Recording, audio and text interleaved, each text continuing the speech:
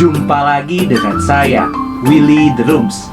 Tetap di The Sinners Channel.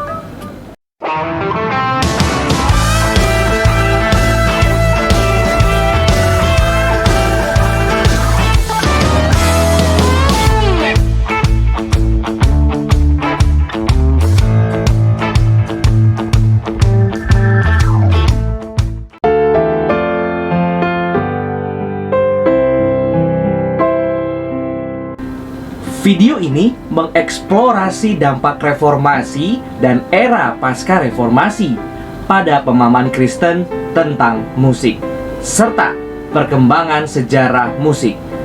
Video ini dimulai dengan kontribusi unik dari Martin Luther terhadap teologi musik. Lalu bagian selanjutnya membahas teologi musik yang diperlengkapi oleh John Calvin.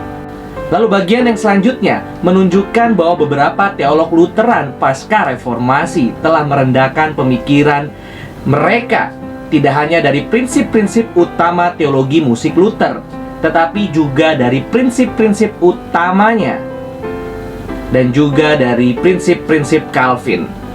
Dan bagian terakhir menunjukkan degradasi teologi musik reformasi dan pasca reformasi ke isu-isu kontemporer dalam ibadah. Lalu kesimpulannya, pemahaman ekumenis yang eklektik dan berprinsip tentang berbagai teologi musik tersebut dapat membantu menentang dengan cara yang sensitif kekurangan musik berkualitas tinggi saat ini dalam konteks kontemporer kita. Reformasi abad ke-16 adalah reformasi yang tidak hanya dari gereja, tetapi juga dari musik dan juga seni. Baik Martin Luther dan John Calvin tahu mengenai the spatial power of music. Bahkan Zwingli yang melarang musik kepada gereja mendasarkan keputusannya pada pengetahuannya tentang kekuatan musik yang ia yakini dapat mengalihkan perhatian para penyembah dari firman Tuhan. Para reformator sepakat tentang masalah pembenaran, tetapi tidak setuju pada musik. Paul Westermeyer memberi judul sebuah bab dari bukunya Te Deum Sound, Silence, and Scripture untuk meringkas pandangan berbeda tentang musik yang dipegang oleh Luther, Zwingli, dan Calvin yang menyatakan pengaruh pada beberapa komunitas pietis Lutheran kepada Zwingli. Perdebatan internal pasca reformasi dalam komunitas Lutheran yang menyangkut musik gereja adalah karena meningkatnya pengakuan polemik baik dalam Lutheranisme maupun persekutuan Reform. Efek yang tidak diinginkan dari pengakuan ini adalah pengaruh Zwingli dan Calvin pada beberapa pietis pasca reformasi. Pandangan para reformis tentang musik dicirikan oleh pelarian dari teologi musik abad pertengahan yang didasarkan pada teori musik Pitagoras ke ontologi humanistik modern yang menafsirkan musik sebagai sarana retorika. Musik yang sebelumnya milik quadrivium bersama dengan geometri, aritmatika, dan astronomi. Dengan demikian menyelinap ke dalam trivium, retorika, bahasa, dan dialektika dalam masa Renaissance. Pergeseran ini memiliki implikasi bagi teologi musik para reformator. Evaluasi teologis tentang musik dalam kaitannya dengan firman Tuhan. Baik Luther maupun Calvin menjelaskan hubungan antara musik dan firman. Teologi musik para reformator juga dapat dikaji dari perspektif estetika. Seorang bernama Mika Antila baru saja meneliti teologi musik Luther dari sudut pandang kesenangan, memperlihatkan kesederhanaan, kebebasan, kesenangan, dan kegembiraan sebagai kriteria estetika dalam teologi musik Luther. Dia telah menunjukkan bahwa Luther tidak hanya mengembangkan teologi musik, tetapi juga berpikir secara musikal dan estetika dalam teologinya.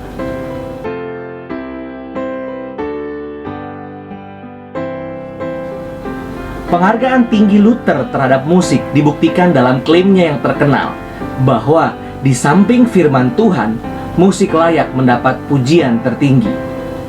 Dalam arti apa Luther menempatkan musik di samping firman Tuhan? Antilla menghubungkan pujian Luther yang tinggi terhadap musik sebagai karunia terbesar Tuhan, Optimum Dei Donum, dengan gagasannya tentang karunia sebagai konsep penting dalam teologinya. Musik adalah karunia terbesar Tuhan karena yang pertama, itu diberikan kepada kita oleh Tuhan. Dan kedua, dengan karunia itu kita memuji Tuhan sebagai balasannya. Untuk memahami apa yang dimaksud Luther, kita perlu membaca uraian Luther tentang musik. Dia adalah nyonya dan pengasuh emosi manusia itu. Yang paling efektif berarti bahwa seseorang dapat menemukan untuk menghibur yang sedih, untuk menakuti yang bahagia, untuk mendorong yang putus asa, untuk merendahkan yang sombong, untuk memenangkan yang bersemangat, atau untuk menenangkan mereka yang penuh kebencian. Luther memahami emosi, kecenderungan, dan afeksi sebagai penguasa hati manusia. Karena itu, mendorong manusia ke dalam kejahatan atau kebaikan. Musik berada di sebelah firman Tuhan, karena seperti firman Tuhan, musik dapat digunakan oleh Roh Kudus sebagai sarana untuk mengatur afeksi manusia. Dalam konteks ini, Luther memandang manusia sebagai sesuatu yang liar dan sangat duniawi yang perlu dikendalikan dan dimoderasi. Yang sedih harus dihibur, yang bahagia harus ditakuti. Luther melihat bahaya afeksi manusia berdosa ketika mereka membanjiri dan menggerakkan hati manusia ke arah yang salah. Dalam kata pengantarnya untuk pemazmur, Luther membandingkan hati manusia dengan sebuah kapal didorong oleh badai ke dalam berbagai perselisihan seperti ketakutan, kekhawatiran, kesedihan, tetapi juga harapan, kebahagiaan, keamanan, dan kegembiraan. Situasi yang berbeda menghasilkan afeksi yang berbeda.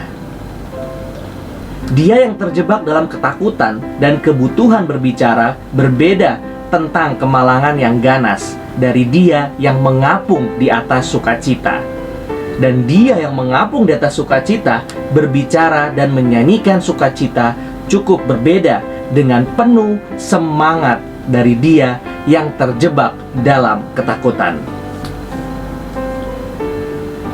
Pembicaraan yang sungguh-sungguh seperti itu adalah hal terbesar dalam pemazmur, karena mengandung perbedaan afeksi yang diekspresikan dalam lagu-lagu yang berbeda.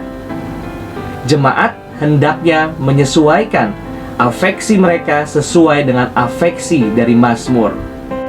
Bagi Luther, pemazmur adalah semacam sekolah dan latihan untuk watak hati. Dalam konteks ini, Luther ingin menekankan pentingnya bernyanyi dengan roh seperti yang diajarkan oleh Paulus 1 Korintus 14 ayat 15, dan karenanya telah memperkenalkan transisi dari intelektual afeksi yang berurusan dengan pemazmur. Musik memiliki fungsi khusus dalam pemberitaan firman Tuhan, karena melalui musik, firman Tuhan dibunyikan. Luther yakin bahwa firman Tuhan seharusnya tidak tetap dalam bentuk tertulisnya, melainkan diberitakan juga. Dia bahkan melangkah lebih jauh dengan memberikan pembenaran teologis, meskipun agak tidak meyakinkan, karena preferensinya untuk proklamasi lisan dari kata tersebut. Luther menyertakan sonoritas dari kata apapun dalam pemahamannya tentang sifat esensial dari kata itu. Sebagai implikasi dari konsep ini, musik liturgi dipandang setinggi khotbah karena keduanya adalah pemberitaan firman Tuhan.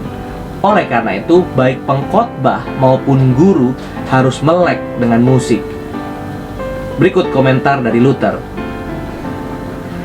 Saya selalu menyukai musik yang memiliki keterampilan dalam seni ini.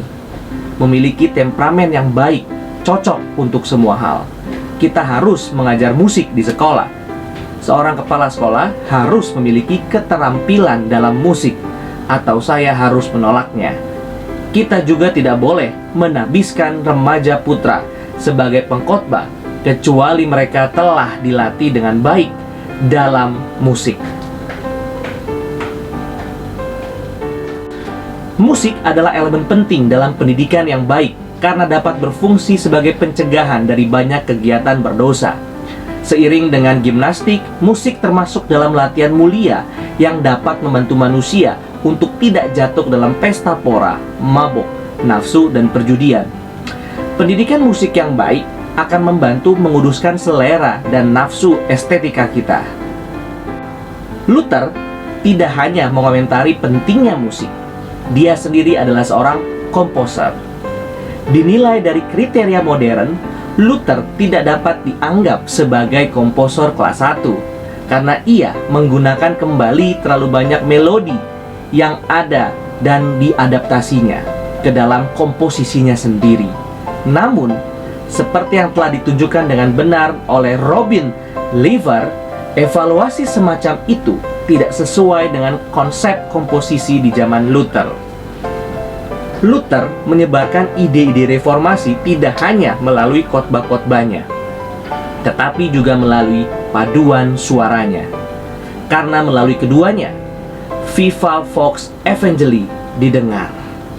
Selanjutnya, saya akan membahas mengenai Calvin dan musik. Terima kasih. Tuhan Yesus memberkati.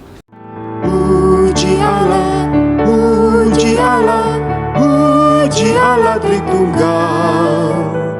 Mulia-mulia bagi Allah, pemberi kurnia keselamatan.